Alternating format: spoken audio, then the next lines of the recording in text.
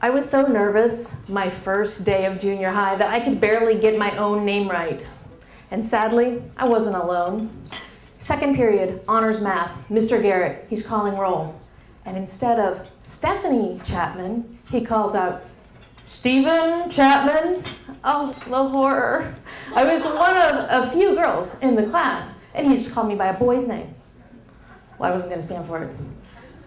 I dropped real low in my chair, trying to meld. He said, Steve? Stevie? Steve-arino. No way was I answering to that. And he said, well, I guess he's not here. Just Mark and Max. No, wait, he's here. I mean, she's here. I am. It's Stephanie, not Stephen. So the class burst out in laughter, and my real-life nightmare was on.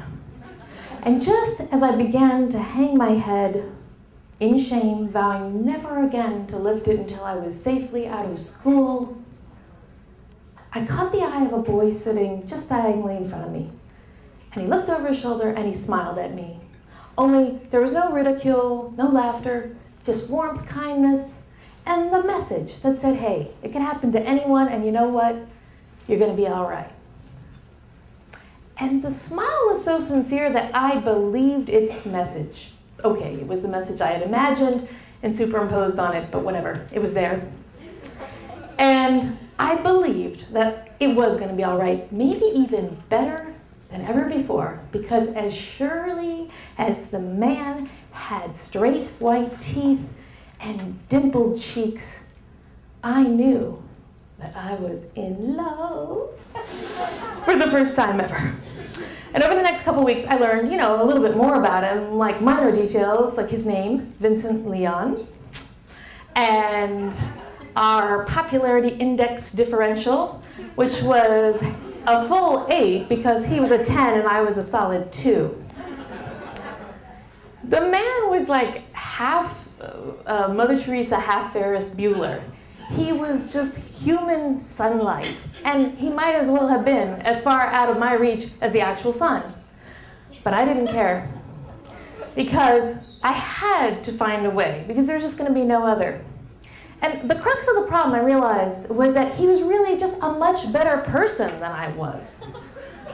But I was willing to work on myself. And this is how I hatched my plan. It was simple, really. I was going to work a trade with the universe. I would earn, store, build good karma until I reached such an incredible height that the universe would have no choice but to deliver Vincent to me on a platter. I started at home. I actually did chores without being asked. I then was kind, suspiciously, almost Eddie Haskell-like, to every member of my family, including my little brother. And I didn't stop at home. I went out into the neighborhood. I cleaned whenever I saw litter. Imagine that.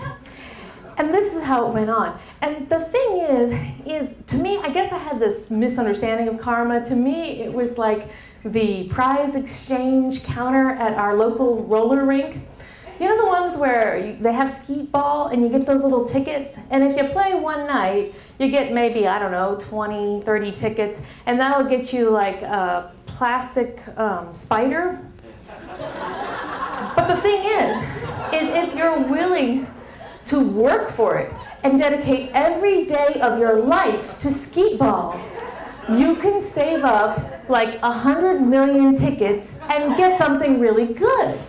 So that's what I was planning to do. Now, I didn't know what the universe charged for the ultimate boyfriend. And I didn't know, how I was going in the counting of the points I was earning. So I just put all that behind me. I didn't think about that. I just focused on every day I would tell myself, today you're making karmic headway. And it was a little over 3 years later in the 10th grade when I finally got a sign this was going to happen. My Spanish teacher announced to the class that anyone in level 3 or 4 Spanish would be eligible to go on a trip to Mexico.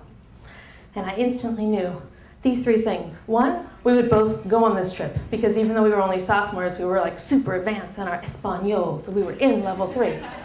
2 was that my odds would be so much better than at a school of 6,000, because there'd be like 30 of us tops. Excellent. 3 was there would be romantic opportunities. I didn't know what they were, but we'd be climbing pyramids, and maybe I'd slip right in front of them. Oh, could you help me? I don't know. I was just spitballing. I was crazed with my actual dreams coming true. But now, the last thing I wanted to have happen was for the universe to go to all this trouble to get us both there to Mexico just to make this relationship happen and give me a shot. And then I get up to the top of the, ticket exchange counter, and they're like, oh, I'm sorry, you're 1 million tickets short, or you're 1 ticket short of the 100 million, whatever. I didn't want that to happen, so I redoubled my efforts. I started doing all kinds of stuff. I was volunteering at Asbury Methodist Home, reading to elderly folks. I was tutoring people that were just morons in high school. And when I got there, I was ready. And the very first night, they had a fiesta. It was already happening, and the music played, and I saw him across, and I was emboldened by the knowledge that he was my destiny, that he technically sort of already belonged to me, even though he didn't know it. And I started walking across the floor directly toward him, slowly, because I was trying to figure out what to say. I wanted to be cool, like just one word, just a hand up, and maybe vamos? No, vaminos, because that's more playful.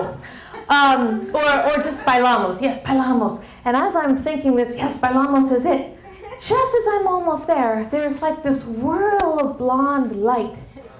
Yes. She did not walk slowly. And I don't know what she said, if it was 1 word or 20, but the point is, they were out on the dance floor. And it was too late because, people, it was Lynn Kingsley. And I'll tell you, it's not that she was a senior, and it's not that she was beautiful, or that she was a cheerleader. No. What really made that moment the way that I think the Wicked Witch of the West must have felt when that pail of water first hit her face, like this is the one thing I didn't see coming. I didn't plan for this. I can't do anything about it. There's no stopping it. And that is, she was karmically impeccable because a year before, on the night of prom, her boyfriend driving her home had been struck by a drunk driver. And he died, and she got a facial scar. Very delicate. I thought it was lovely, right up the cheekbone. She was still beautiful, but you can't beat that for karma. I mean, she was a tragic figure in a beautiful cheerleader's body. I was defeated. I knew I could never top her. I could tutor all the morons in high school, and I would never top her. But never doubt the universe because it is big. And another opportunity came on our very last night in Mexico, and they had been together the whole trip, just inseparable. I hated them. I know you can't hate a cheerleader with a scar and a dead boyfriend, but I hated them. And we're sitting at dinner, and this woman out of nowhere who's wearing a toga plops down on Vincent's lap and says, we're having a toga party. If you want to come, you could borrow my toga. And I see the panic instantly in his eyes, and he says, I have a girlfriend. I'd never heard him stammer before, right? And she says, oh, I don't mind. That's okay. And I see him give this clear look across the table to Lynn, and then I see him mouth, help me. And then she does this move. It's like excessively cool, just a little shrug, shake of the head. So I say, it's one thing to be beaten out by Lynn Kingsley, but I am not going to be beaten out by a girl who doesn't have enough karmic points to sit on his lap for 5 seconds. No, I'm not going to go out like that. So I stood up and I said, hey, Bim Bam, you either get off my man now or you die like the last woman who touched him. And it works. Who knew? She jumps up. Oh, I'm so sorry. I mean, guys are always saying they have girlfriends, but it's not always true. I mean, I just get that a lot. I'm sure you do. She left, and Vincent, who is clearly pleased with me, so if nothing else, I had that on Lynn, who had been no help at all. He says, hey, what are you doing on this last night? I said, oh, I'm just packing, whatever. No. Come talk with us. The 3 of us, we talked all night, and it was great. Yeah, but then Mexico was over. We're back in school. But he actually comes up to me for no particular reason, and he says to me, hey, I love hearing those stories about those softball team you play on. How about inviting me to a game? Like, oh, you mean you and Lynn? He said, no, just me. Maybe we can hang out afterwards. Like, well, what about Lynn?